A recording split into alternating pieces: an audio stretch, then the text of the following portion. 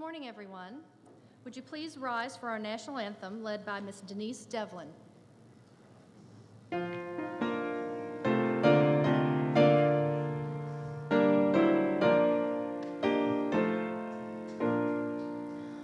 Oh, say, can you see by the dawn's early light what so proudly we hailed at the twilight's last gleaming, whose broad stripes and bright stars through the perilous fight o'er the ramparts we watched were so gallantly streaming, and the rockets flicker, the bombs bursting in air, give proof through the night that our flag was still there.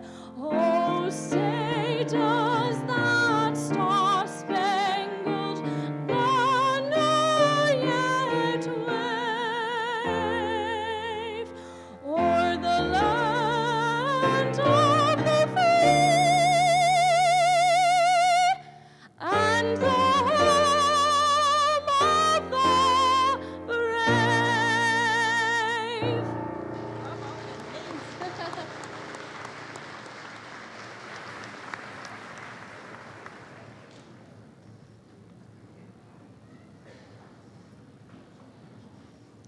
Please be seated.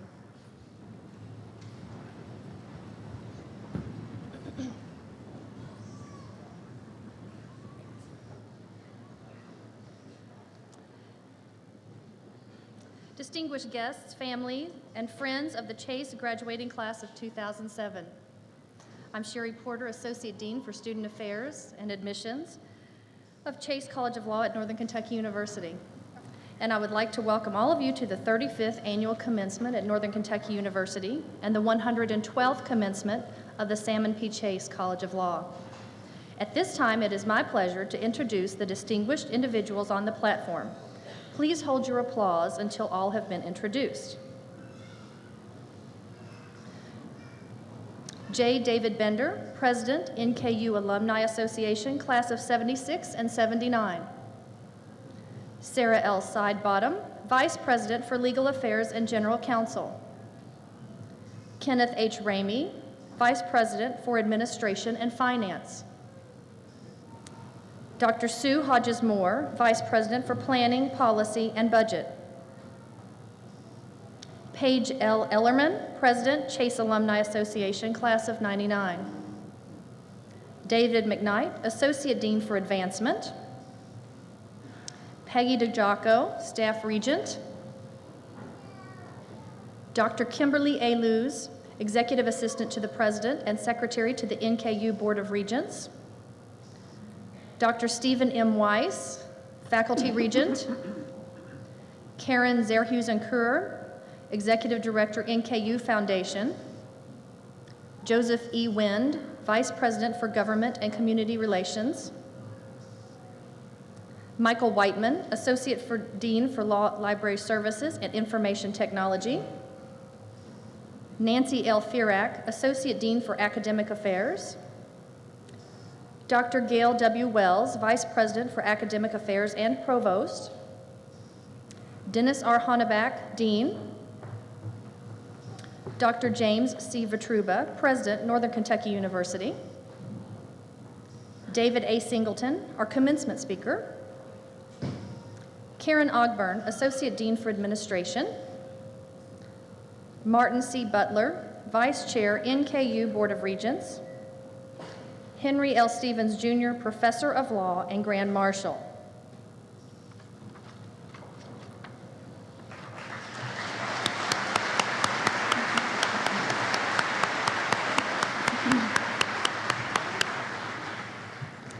Members of the class of 2007, congratulations. This is a great day. That's okay, absolutely.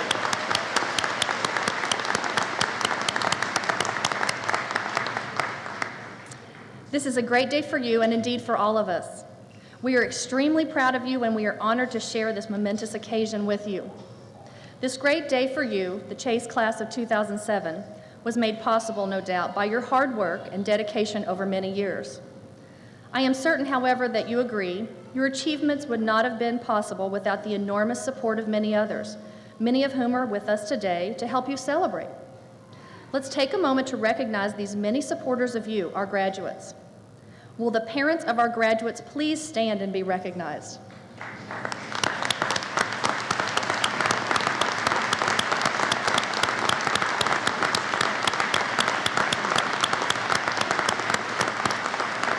Thank you. Also sharing this day with us are many grandparents. Will all grandparents of our graduates please stand and be recognized?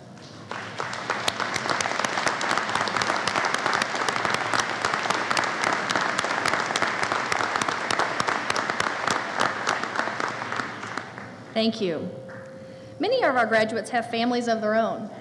Will the spouses, children, and partners of our graduates please stand and be recognized?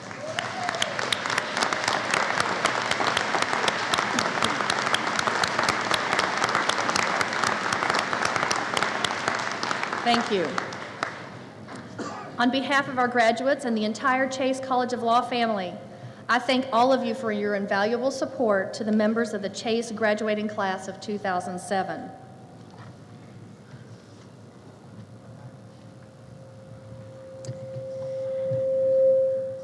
Good morning. I would also like to offer my sincerest congratulations to the Chase class of 2007. Today marks a significant milestone for you, and we are so proud of your accomplishments. One group that feels a very special pride as you enter the elite company of lawyers is the faculty.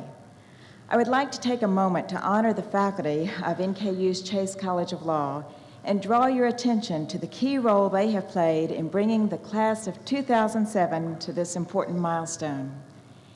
NKU's faculty members are the very heart of this dynamic institution. They preserve NKU's essential character as a marketplace of ideas, a center of free inquiry and criticism. They ensure the university is a place to search for the truth, a place where people have the right to speak the unspeakable, think the unthinkable, and challenge the unchallengeable. Knowing that the future depends on the next generation of leaders like our graduates today, the faculty have encouraged the robust exchange of ideas, which discovers truth out of a multitude of experiences. NKU's Chase faculty members have created an atmosphere that is conducive to speculation, experimentation, creation, and transformation. The years in law school are transformational years. Oliver Wendell Holmes said, and I quote, "One's mind, once expanded by a new idea, never assumes its original dimension," end quote. Through the work of these faculty members, our graduates have been exposed to many new ideas, and their lives have been transformed. Graduates, our faculty have been interested in what you have learned during your time at Chase and have provided the legal education needed for you to be outstanding lawyers. However, they have been more interested in who you have become and are confident that you will not only be outstanding lawyers, but extraordinary human beings and citizens. NKU is extremely fortunate to have such a distinguished faculty so firmly dedicated to students. This faculty brings academic credentials from some of the most prestigious universities in the world. Many are producing scholarship that is advancing the total corpus of human knowledge, and many have achieved distinction on the national and international stage for their teaching, scholarship, and service to the legal profession or public engagement. It is now my distinct pleasure to ask all the members of the Chase College of Law faculty to stand as you join me by honoring them with your applause.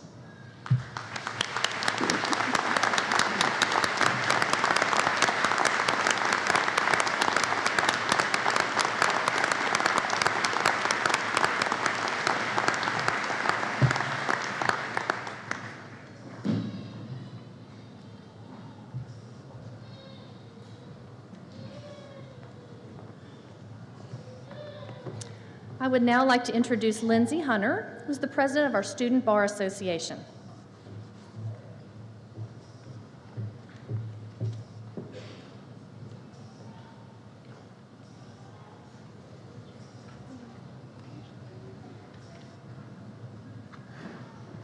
Thank you, Dean Porter. Well, it looks like we made it. It has been my pleasure to serve as your president this past year. It has been more work than I ever could have imagined, but it has been one of the most rewarding things I've ever done in my life. So I want to say thank you all for that.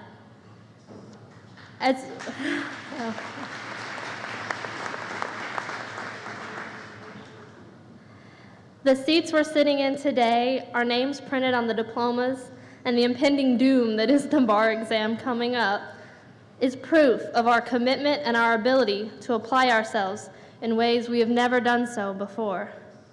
Over the past few years, we've been challenged to learn, to grow, to succeed. And today is our day to celebrate. Back when we first started, what seemed like an eternity ago, we looked to our left and looked to our right, knowing we wouldn't see all the people here today. But now when we look to our left and look to our right, we see real lawyers. We see our colleagues, our friends. We see the ones that pushed us to get here, the ones that made it possible, the ones that made us work even harder than we ever thought we could. But they aren't the only ones that pushed us and were there for us. All these other people and people that couldn't make it today, our friends and family, they were there to support us and put up with us mostly. They may have not seen us for the past few years, but they were definitely there for us. They dried our tears and gave us pep talks when we needed it and sent us money when we needed that too. In any event, we should take a moment to thank them all for being here today and for supporting us.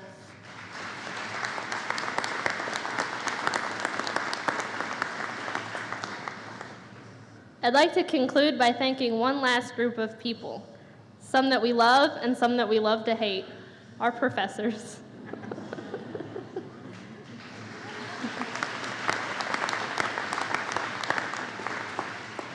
It's no secret that the professors that we took made all the difference in the world. Though they may have not felt it, and we may have not felt it each and every day, they pushed us to be the best we could. They pushed us to become the lawyers that we are today. Whether it was extra study sessions outside of class or catching a professor as they were leaving, they were always willing to stop and help us, and we really appreciate that. Of course, it's not just the professors. Without the support of the staff, think of how much more difficult the road to graduation would have been. I mean, how many times were you at their doorstep begging for last-minute help?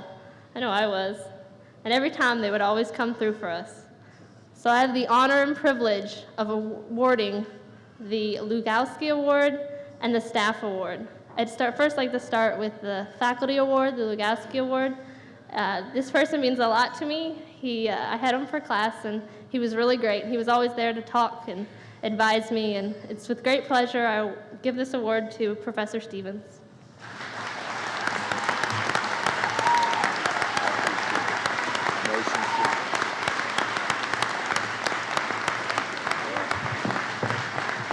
Thank you, Lindsay, and to our graduates and their families, congratulations and welcome here.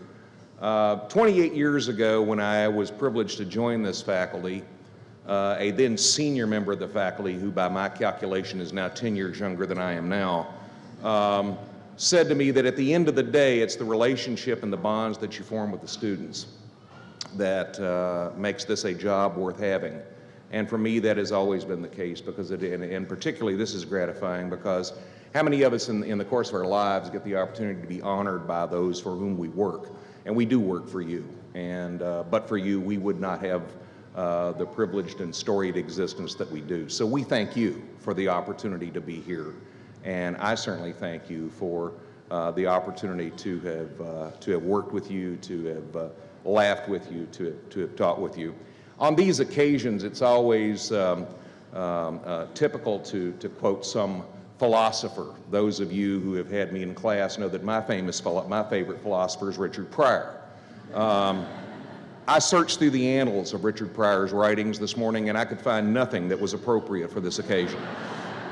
So having said that, I thought I'd leave you with a little bit of wisdom as you embark upon this career, and hopefully a career it will be. And that is, number one, do good, and you will do well. Number two, always turn your clients into friends. Don't turn your friends into clients. And third and finally, don't represent family. They don't pay and they're never happy. Thank you so very much.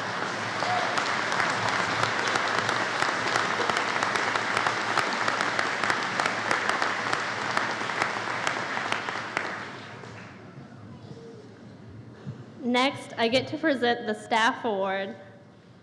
I know this award means a lot to him, but it also means a lot to our class and to me personally. He's always there for us. He'll stay late for us. He'll bend over backwards for us. It is with great pleasure that I give this award to Billy Scott.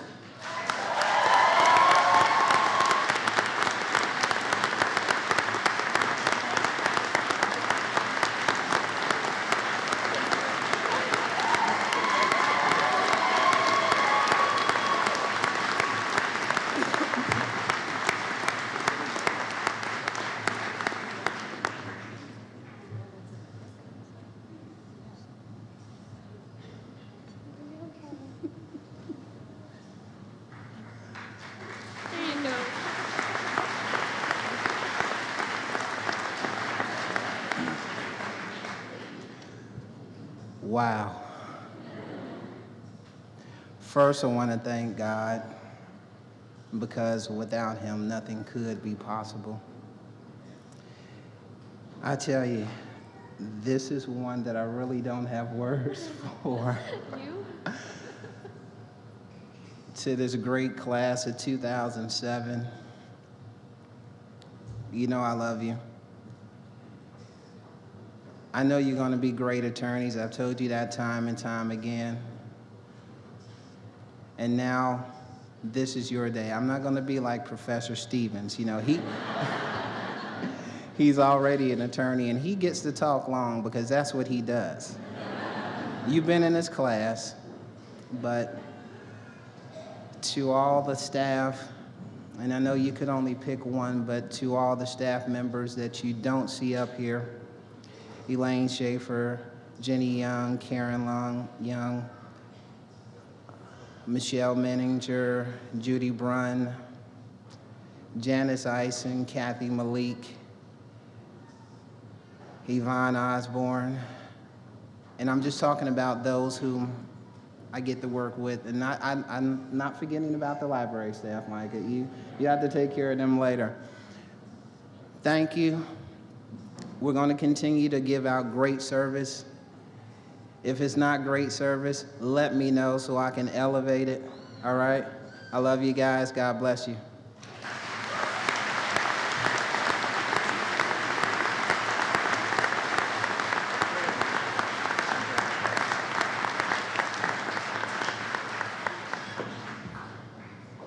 Thank you.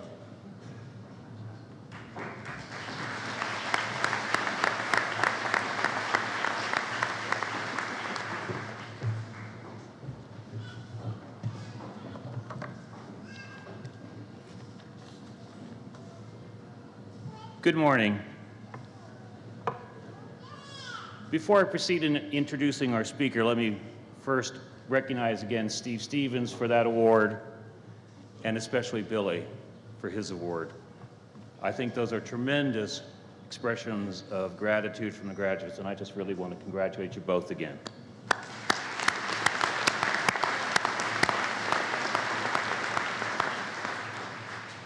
It's now my great honor to introduce your commencement speaker, David A. Singleton, Esquire.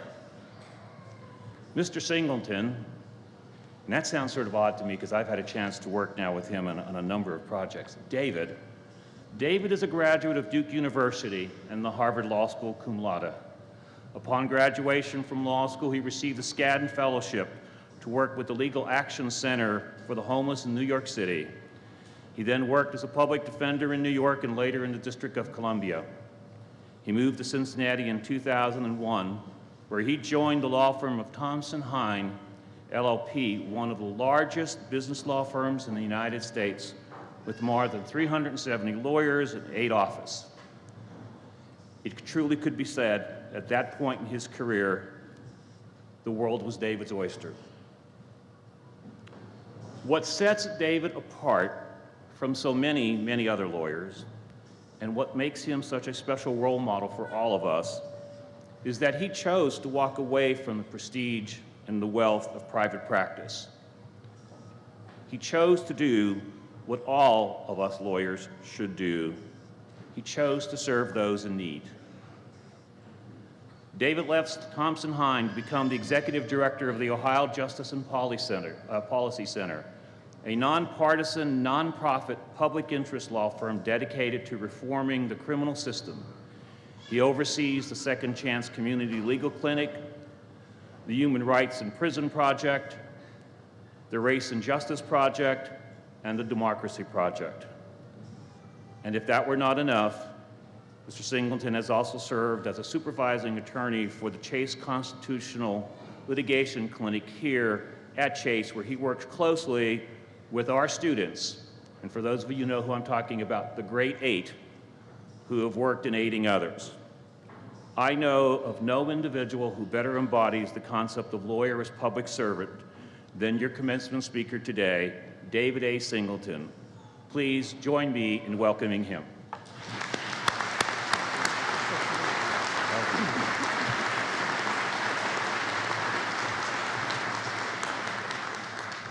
Thank you, Dean Hannenbach, for those wonderfully warm comments. I'm not sure I live up to it all, but I appreciate it nonetheless. Congratulations, class of 2007. It is a great and tremendous honor for me to be here delivering the commencement address. When I think back to my own law school graduation, which was now, I guess, 17 years ago, that was the most important day of my life in many respects. And for you today is one of the most important days that you will ever have. Today marks the end of one chapter and the beginning of another chapter of your life. As you know, you're well aware of this, the past few years have been a stressful time for many of you. A stressful time filled with dread and anxiety about the Socratic method, dread and anxiety about law school exams. I see some folks nodding amongst you guys. Dread and anxiety about finding a job, dread and anxiety about how am I going to pay back all of those student loans. But you've persevered, you've refused to give up, and here you sit today, about to start the next chapter of your life, your professional life. And for that, you deserve to be very proud of yourselves, proud of what you've accomplished, and if you work hard and are disciplined, you will succeed. As you sit here proud of yourselves, I hope that you are proud of this institution. I hope that you are proud to be a Chase alum. I hope that you, as a Chase alum, will give back to this institution and help make it an even better institution than it is. Because this law school has given to you the basic tools that you need to navigate the complex world of the law. And I am absolutely confident that each of you has the potential to succeed. Not only succeed, to be stars in the legal profession. Why am I so confident in that? Well, as Dean Hannenbach told you, this past year, it has been my pleasure to teach 8 of you in the Constitutional Litigation Clinic. Along with Bob Loftman, who's here today, he's a lawyer with 40 years of experience in civil rights law, and he's actually a Chase alum. We supervised 8 students, and they are Luke Brzezinski, Tom Ewing, Jody Ganote, Matt Hallinan, Margie Slagle, Joanna Wilson, Tom Zoig, and Kenyatta Mickles. I believe I got all 8. And the work that these students did the past year was just remarkable. They succeeded in ways that I never could have imagined they would have succeeded when we started.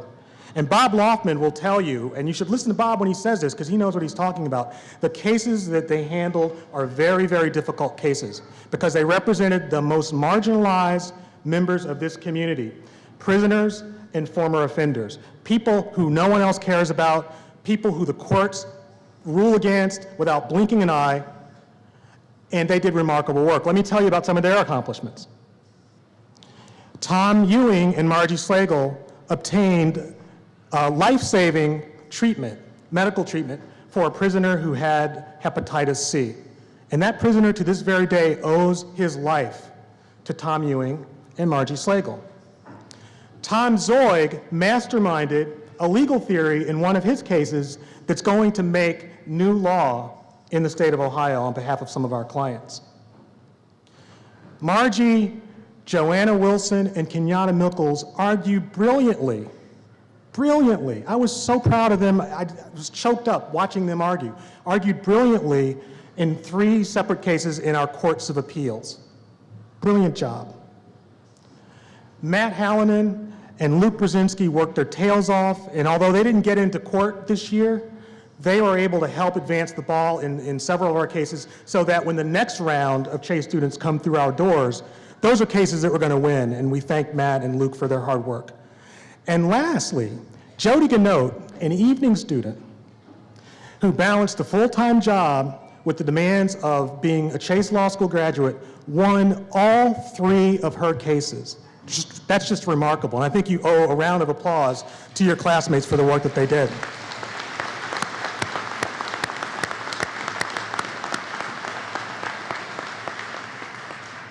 So those of you who are concerned about what U.S. News and World Report says about law school rankings, I say don't listen to U.S. News and World Report, because law school rankings may tell you which law schools are going to churn out law professors, but those law school rankings don't begin to tell you what potential you have as lawyers. And the sky is the limit for you guys. Let me tell you this, if I had to suit up on Monday for a trial, I would pick any one of the grade 8, that's what I call the 8 students who are in our clinic, I would pick any one of the grade 8 as my co-counsel over the best and the brightest from Harvard, Yale, Stanford, NYU. That's how good you all are.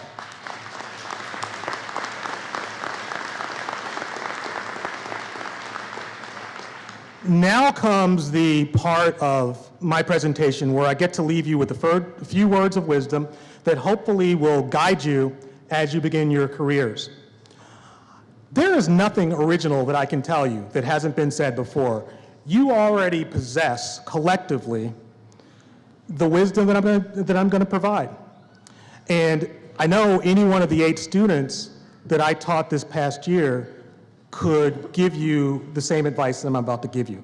There are 4 things that I would like to say, to leave you with, before I sit down.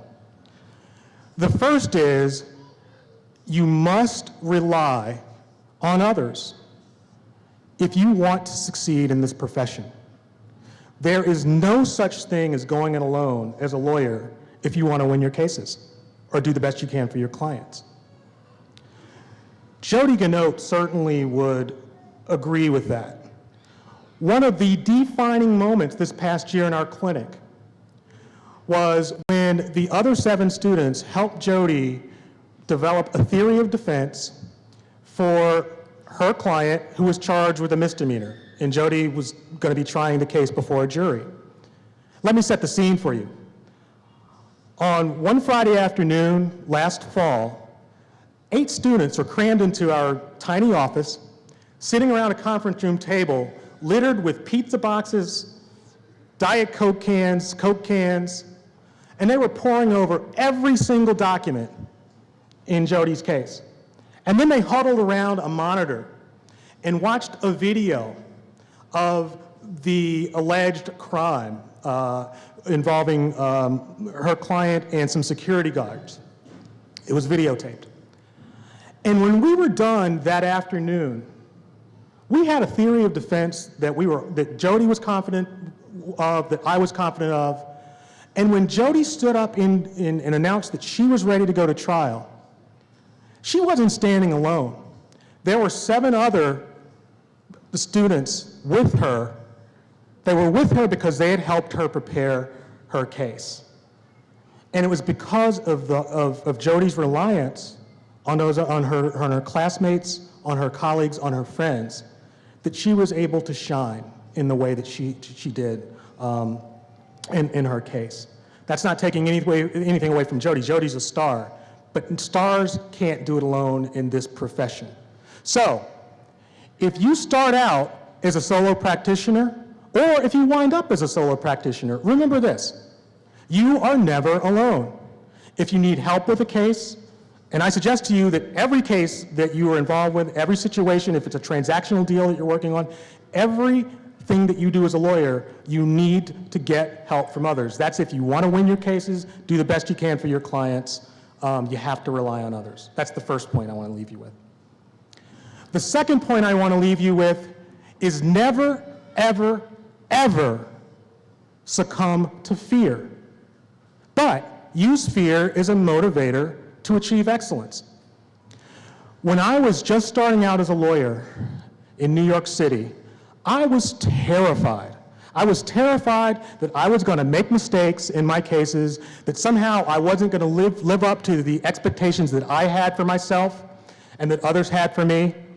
And because I was so afraid of making a mistake, there was important work that I missed out on because I didn't fully engage, I didn't fully let myself take on challenges that I was very capable of handling. I don't think I served my clients as well as I could have because I was so shackled by my fear. Joanna Wilson, one of the great 8, is an example of how to overcome your fear and achieve excellence. When Joanna signed up for the clinic, I didn't know this at the time, but she told me later, she signed up for it because she was afraid of public speaking. And when I taught Joanna in another class, I could see that because she was shy, very shy. But Joanna challenged herself. She challenged herself and volunteered for cases that were definitely going to go. And we're not a situation where the case may not go to trial. It was going to go. She volunteered for an oral argument. And as Kenyatta Mickles and Margie Slagle would tell you, and anybody who's done an oral argument in the Court of Appeals, that is a very stressful situation where you are up on your feet for 15 minutes, getting questions thrown at you by a court, where you have to think on your feet. That's no time to be shy. Joanna confronted her fear of that and just did a fabulous job in every single one of her cases. So when the time comes one day when you're out and you're practicing law and you're paralyzed with fear, remember the example that your classmate Joanna Wilson and the other students in the Constitutional Litigation Clinic have set for you. Face your fear, then get on with it. Get in the game. Do the best you can to help your clients because they are depending on you. The third point that I'd like to make is that each of you has a special obligation to serve the disadvantaged as a lawyer. You each have that obligation. Let me read to you what Matt Hallinan wrote when Matt applied for this clinic. These are Matt's words. I feel that as a future attorney, it is important that I further develop my sense of civic responsibility. The legal profession is unique in that it only functions properly when its resources are accessible to everyone in the community. This means that even if the most politically and socially reprehensible clients deserve zealous advocacy, if legal representation is reserved to those that can afford it or those with agreeable social views, the fundamental rights protected by the Constitution begin to slowly disappear for all of us. It is the responsibility of each generation of new lawyers to continue to uphold these values and protect these rights, or they will slowly cease to exist. I don't think truer words have ever been written about your obligation to serve those who are in need. I wish that every lawyer in this great community of ours would heed Matt's advice. Unfortunately, that's not the case. Unfortunately, there are way too many lawyers in this community and communities across the country who will not go near a client that other people deem controversial, like prisoners or people getting back on their feet after being released from prison. But let me say this. I submit to each one of you here that there is nothing controversial about the work that I do, that the work that the Grade 8 did this year. Most prisoners are going to get released and they're going to come home to our communities. And it is in our interest that rather than being hardened while they're incarcerated, that they be rehabilitated. It is in our interest that when prisoners are released to our community, that we collectively do every single thing that we can as a community to remove obstacles that stand in their way, remove obstacles that prevent them from finding employment, stable housing, because it is in our interest that these individuals get on their feet and be productive, law-abiding members of our community. It's important, imperative that folks who are in the criminal justice system become good neighbors to us all. So I really encourage every single one of you to make sure that you donate generously of your time to people who are marginalized, and that you do everything you can to make a difference in this community. The last point that I want to leave you with is that it is critical that each of you really try hard to reach out to other people who are different than you are and find common ground. Let me tell you about Margie Slagle. Margie Slagle, when she first met Margie, I told Margie that as part of this clinic that she was going to have to represent people who had been convicted of sex offenses. And Margie, I think, fibbed a little bit, and she said, I can do it, I'm not going to have a problem with it. Well, Margie's a single mother of 3 adorable children, 2 of whom are here today. And as a mother, she questioned whether she could really represent someone who had been convicted of a sex offense, particularly if that offense was against a child. And I don't blame Margie at all for that. I'm the father of a 7-year-old, so I totally would support anybody's statement that we have to keep our children safe. That is one of the most important things that we should do as a government, as a society. But over the course of the year, Margie's views began to evolve. Margie represented a man named Dion Burge. Dion Burge was convicted of a sex offense, and because of that, he was forced to move from the home that he shared with his family, with his 2 daughters. Margie formed a bond with Mr. Burge, even though they were very different in many respects. He's a felon. She's a soccer mom from the suburbs. He's black. She's white.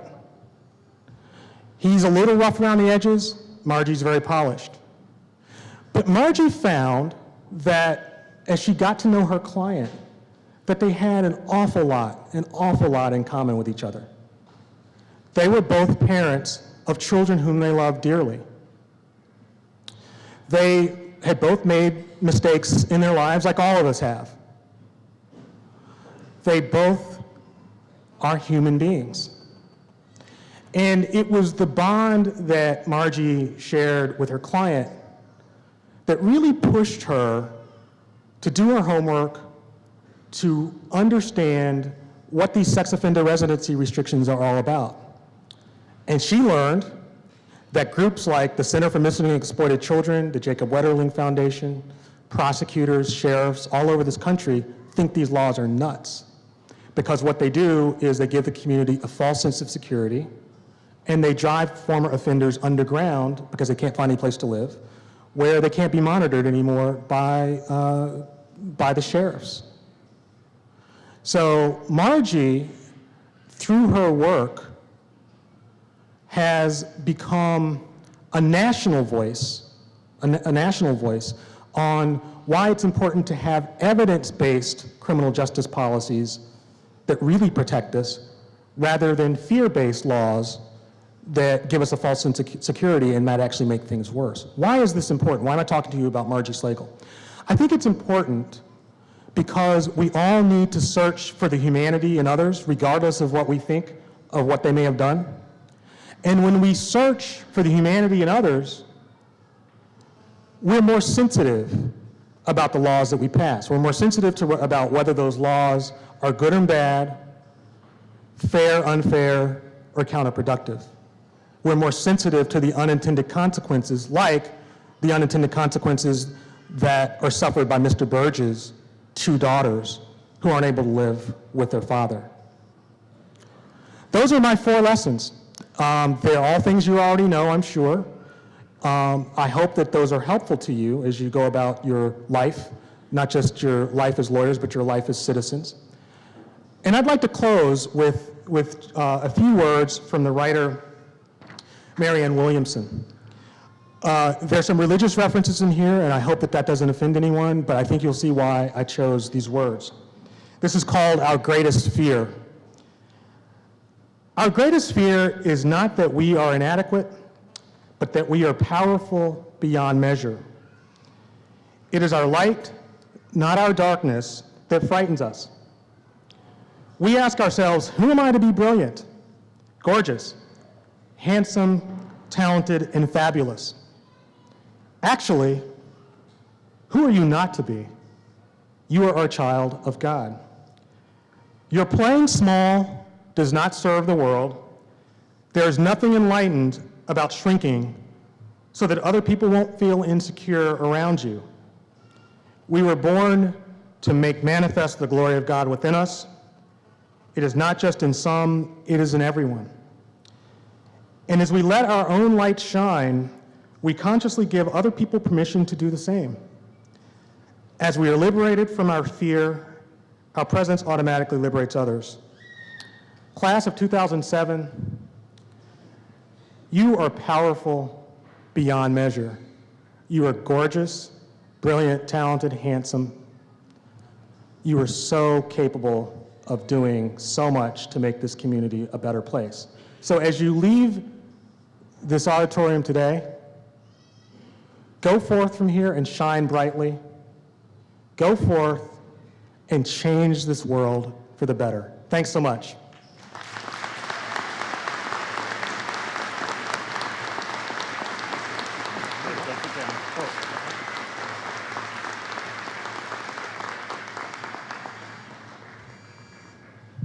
David, as a symbol of our gratitude to you for your wonderful speech, we'd like to give you this. Thank you very much. Thank you.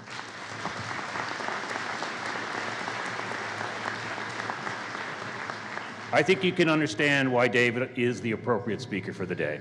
Thank you once again, David.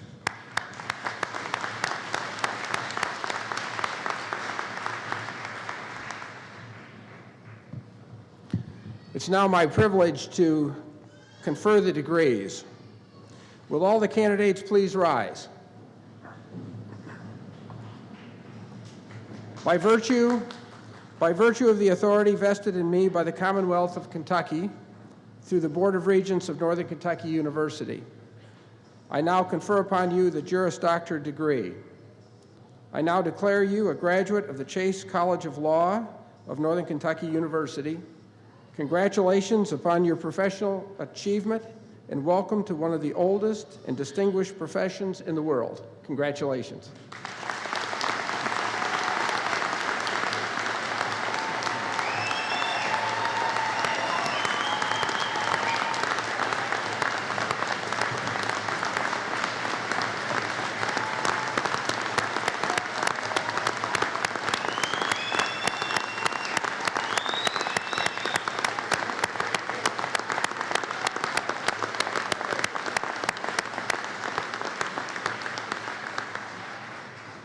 Mr. President, it is a pleasure and a privilege to present the men and women who have successfully completed the rigorous requirements for the degree of Juris Doctor. Will the graduates please come forward?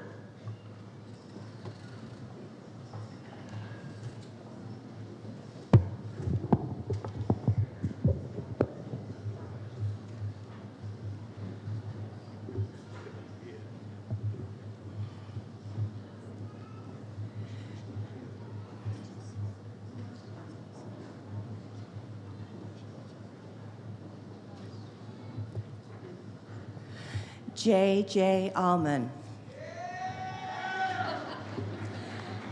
Ray Allen Atkinson. Andrew Alt.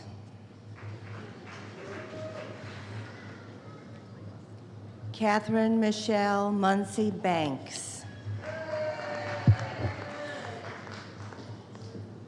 Nadia Bashir. John Raymond Benz. Connie Elizabeth Berry. Jeremy Dallas Bertkey. Nicholas C. Birkenhauer.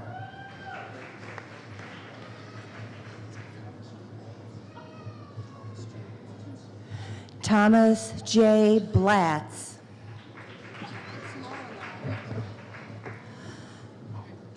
Lorelei C. Bolahan. John Douglas Thornton Brady.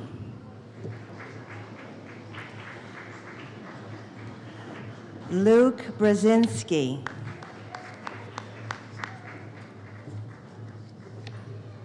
Beth A. Bryan.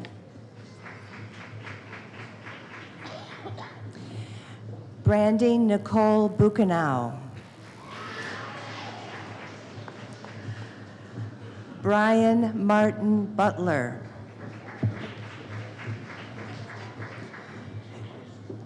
J. Aaron Bird.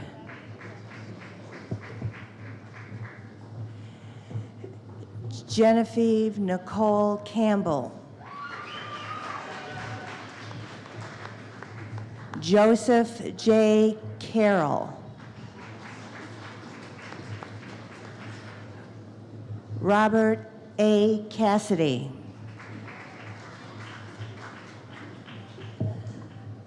Leslie Nicole Cottle.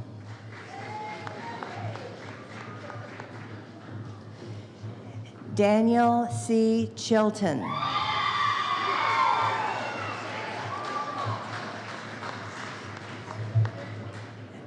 Matthew Jeffrey Choate. Nicholas Christian.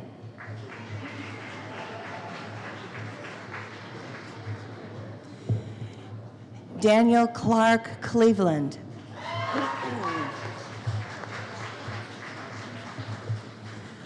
Michael West Cutoff.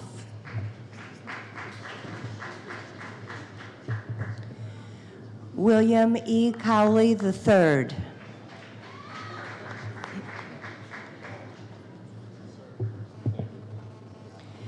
Stephen Gerard Dassenbrock.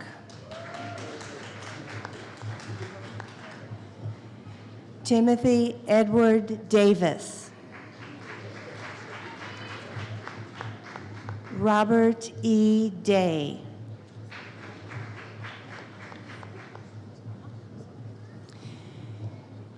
Haley Suzanne Devanna Young.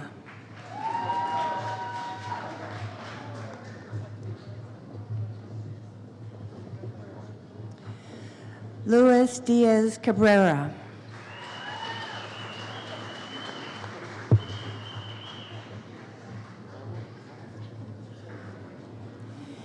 Amy Nicole Deers.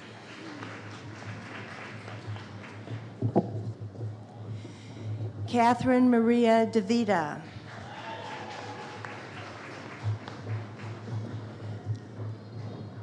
Jared Lee Downs. Christopher J. Dutton.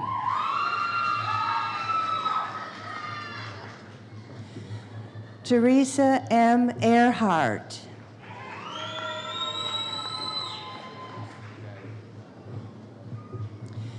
Chad George Erdman. Thomas R. Ewing.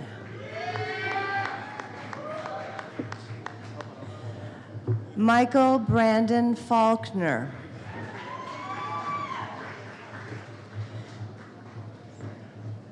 Christian Matthew Feltner.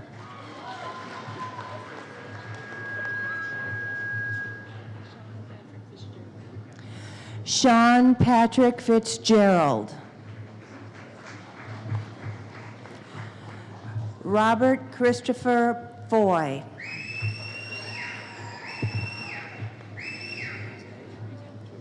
Jared A. Frisk. Leanne Gagliardi.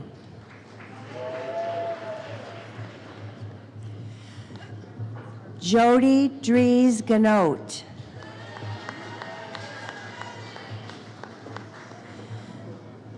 Sarah Elizabeth Gaynor.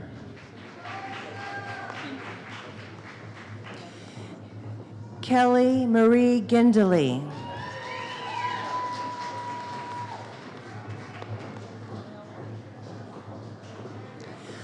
Barbara Thornell Ginn. Kelly D. Gray.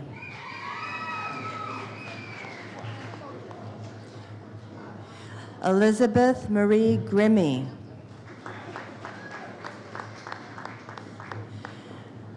Jonica White Hall.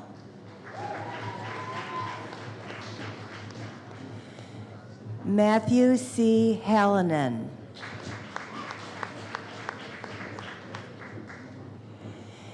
Anthony Hendricks Handmaker.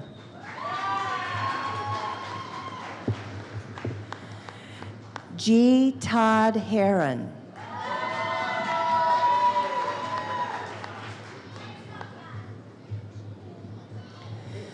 Christopher Scott Harwood.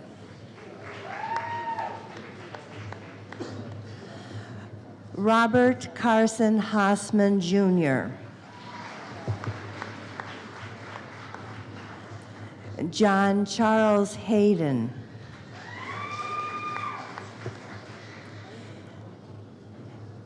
Alan Lee Hayes.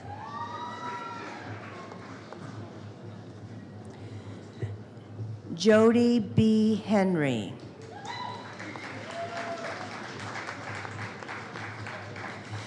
Pamela Marie Henry Mays.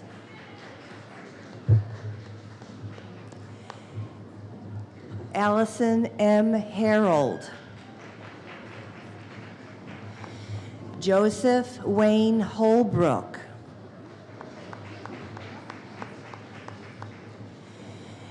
Aaron Matthew Howard.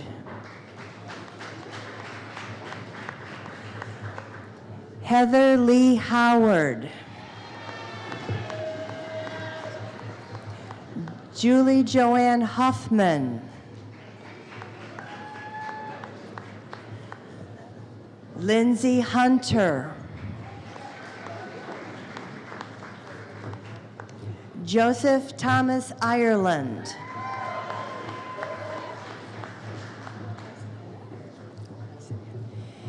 Faith C. Eisenhath.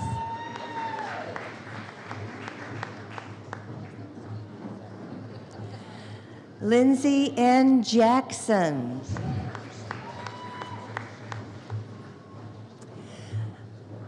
Lindsay L. Jager. Stephen D. Jager. Jamie T. Jameson.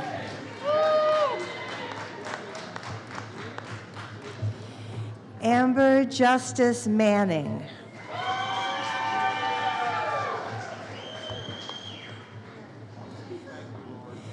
Alice Hogue Kay. Louis D. Kelly.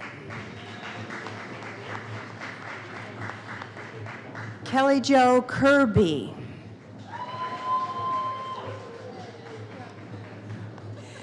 Elizabeth Ann Coral.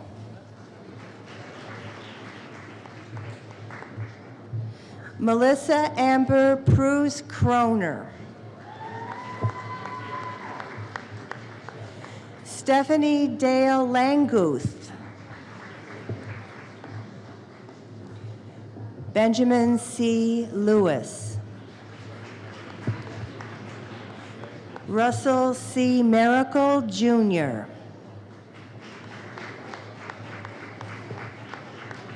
Kip Cole Mathis. Timothy Alexander Mattingly. Nicholas C. McDevitt. Angela Mae Melton. Kristen Morse Messer. Kenyatta L. Mickles.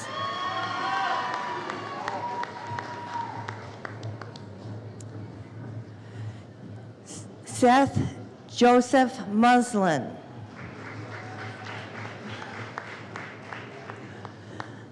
Lynn Marie O'Connor. E. Gerald Parker, Jr. Kristen Joy Farrow. Jennifer E. Powers.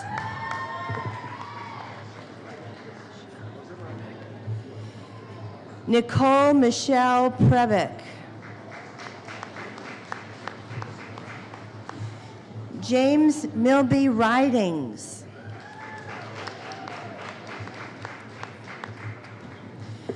Sarah Elizabeth Reichert.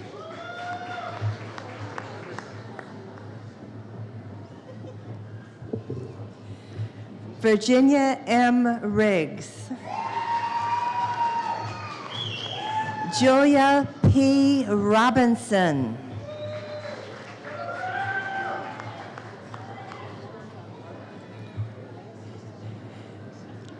Joseph Henry Rhoda II.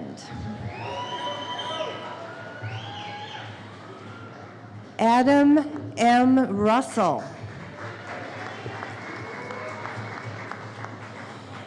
Andrew C. Shepper. Jennifer Lynn Scholl.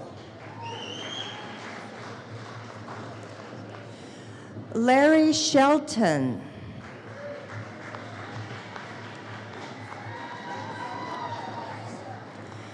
Ashley R. Schaus.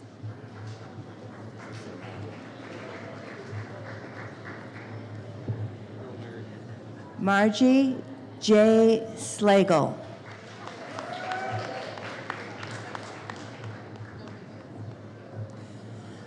Asina Johnson Smith. Taylor Purnell Sorrells. Carrie L. Stapleton.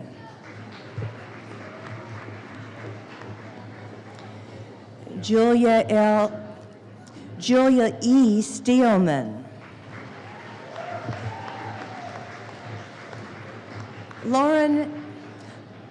Lauren M. Steinbrunner. Carrie Tenshirt.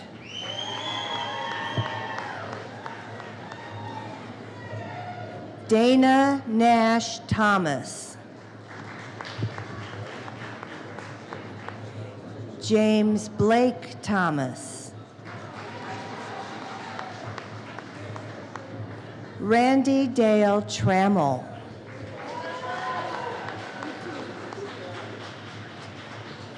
Ramon A. Urtiaga.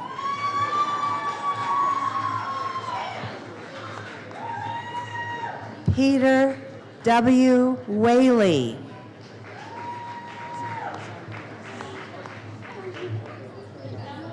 Samantha Renee Victora. Thomas Brandt Willenborg.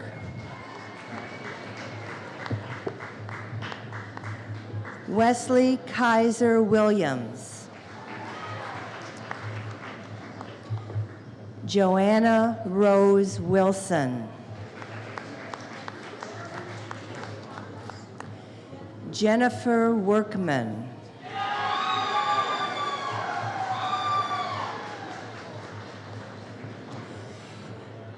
Tiffany Lorraine Gray Yar.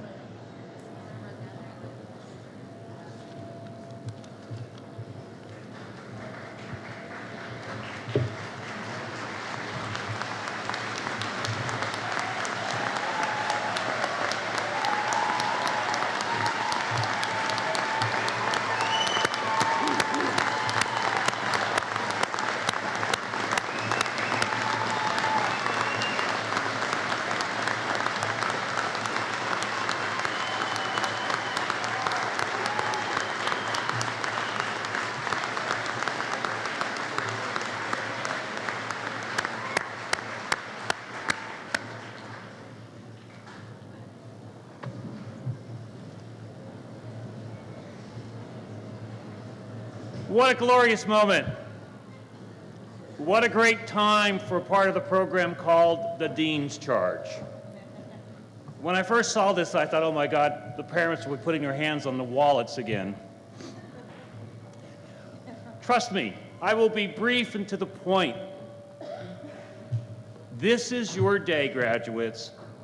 You deserve all the applause, all of the honors you've received. I have a few simple points to make. First and most obvious, celebrate. Really celebrate. You've worked hard. You've studied long hours. You've shared periods of exhaustion, pangs of anxiety, feelings of exhilaration, fits of frustration, and as they used to say on TV, the ecstasy of success. You've made it. Be proud. Studying law is no easy task, but you've made it. Secondly, as others have said today, be grateful.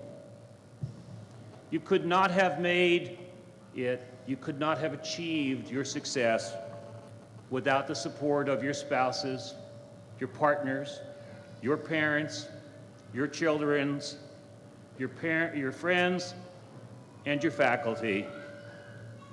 Quite frankly, you owe them. Be sure to thank them. Third, reflect. What has happened to you while you've been here at Chase? What have we taught you? What have you learned? What will you make of the knowledge and skills you acquired here? Each of these is an important question, and I suspect each of you will answer it differently. But I do believe we can agree on a few things. Here at Chase, you have begun to become a lawyer. And I emphasize the phrase, begun to become a lawyer. You and I know, every lawyer knows, that none of us will ever finish the study of law. The greatness of our system of law is in its ability to evolve, to meet the needs of our ever-changing world. The best that any of us can hope for is that the short time that you are here, you have gained the basis for a career of learning and service. We on the faculty are confident that you have acquired a firm foundation upon which to build your career. We are confident that you are well prepared to take the next steps as members of the legal profession. Fourth, serve. You have enormous potential.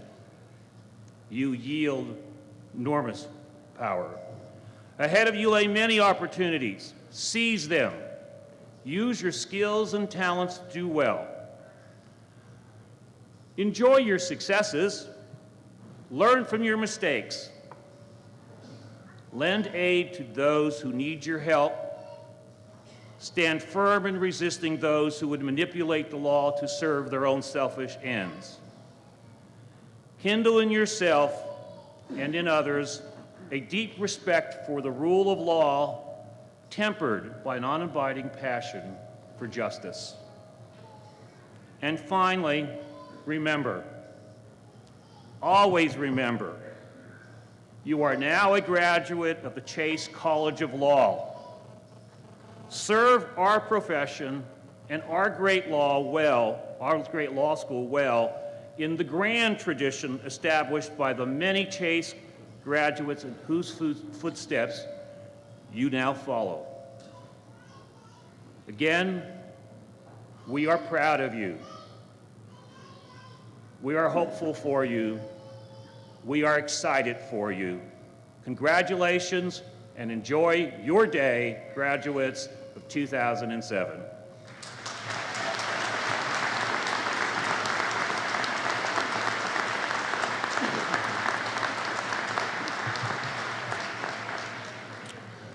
I'd like to add my congratulations as well, and before we close, to just share a couple of final thoughts before you leave this room. Graduates, we're here today because citizens whom you will never meet, from communities that you may never visit, saw fit through their representatives to invest in Northern Kentucky University and in the Chase College of Law as a way of investing in their own future as well as yours. As you leave this hall, my hope is that you'll leave feeling a deep sense of responsibility to advance not only your own future, but our common futures as well. The quality of American life can be found in the quality of our communities.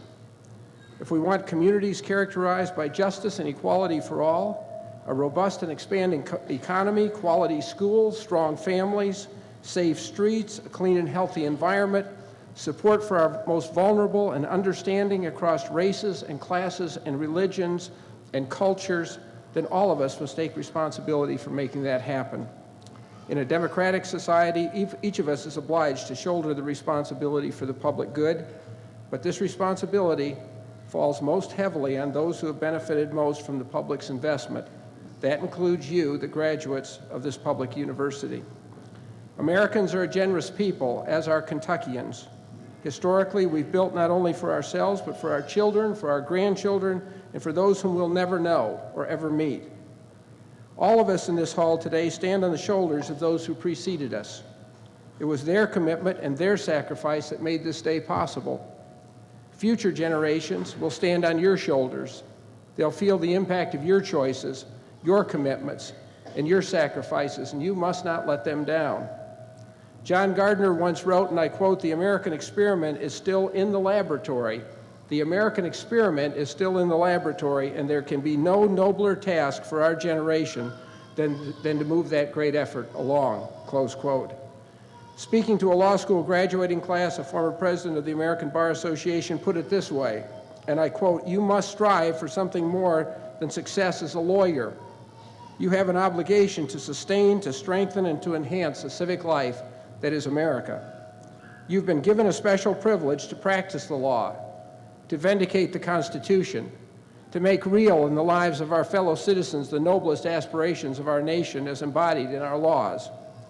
And there is a special obligation that we all share to ensure that the benefits of the law are extended not just to the powerful and the prominent, but also to those whose voices are muted by poverty, by age, by disability, or simply by being different." End of quote. Embodied in our laws, we can find a vision of what America intends itself to be, a vision of what America intends itself to be. It is a magnificent vision that is always out in front of us, always a bit elusive, always a bit incomplete, but it embodies who we are and what we hope to become as a people. The poet Rainer Maria Rilke captured this sentiment in these eloquent lines. My eyes already touch the sunny hill, going far ahead of the road that I have just begun. So we are grasped by what we cannot grasp.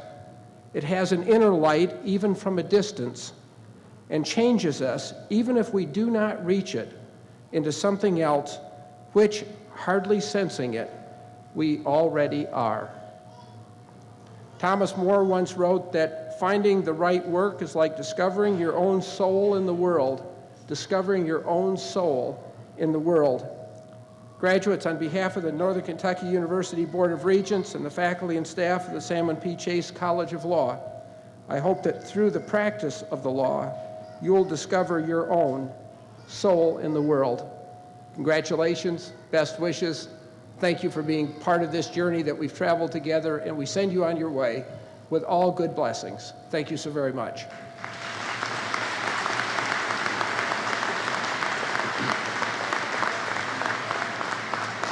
Now, if you all please rise and join us in the singing of the alma mater led by Denise Devlin, the words of which are on page 14 of your program.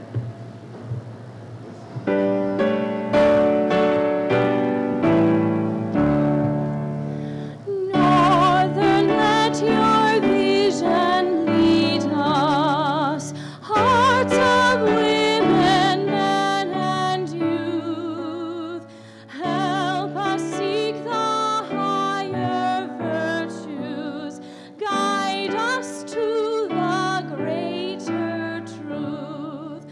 Northern, northern alma mater, may our lives enrich your name, and in time leave us your children, better far than when we came.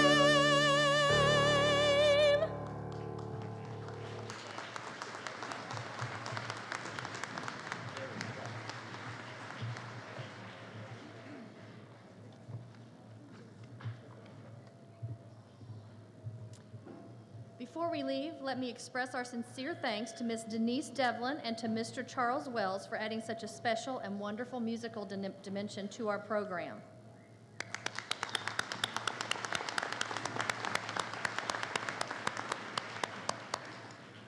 To our graduates and guests, please join us for a reception in honor of our newest Chase graduates, the class of 2007, immediately following this ceremony.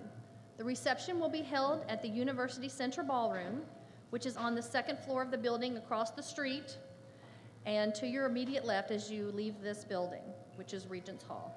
I look forward to seeing you there. Will all guests please remain in place until the graduates have marched from the hall? Thank you.